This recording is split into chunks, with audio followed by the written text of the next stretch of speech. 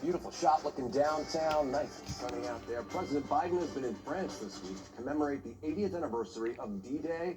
And yesterday he met with the president of Ukraine to talk about new aid. He also wanted to deliver a message about the future of democracy and America's role in protecting it. Our Washington correspondent, Hannah Brandt, with more. On the heels of D-Day's anniversary, President Biden is trying to make the case that the world is facing similar threats to democracy. And he argues America has a responsibility to do something about that. In a sit-down meeting with Ukrainian President Zelensky, President Biden delivered both a promise and an apology. I'm not going to walk away from you.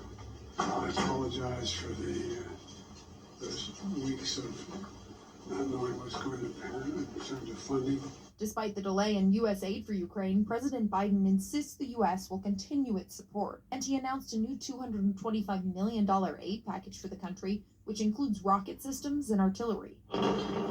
Well, we're thankful for all Ukrainians. Just recently, the U.S. gave Ukraine permission to use the weapons America sends for limited attacks inside of Russia. The hope is it'll help Ukraine gain ground in their fight. You haven't bowed down. You haven't yielded at all. You continue to fight.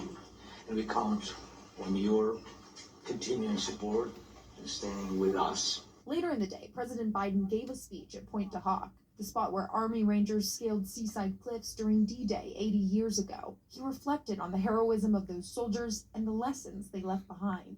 They're asking us to stay true to what America stands for. And he says their legacy should rally present-day Americans. Protect freedom in our time, to defend democracy, to stand up aggression abroad and at home. In the lead up to the election, President Biden has been working to draw a sharp contrast between his foreign policy plans and former President Trump's vision. In Washington, I'm Hannah Brandt.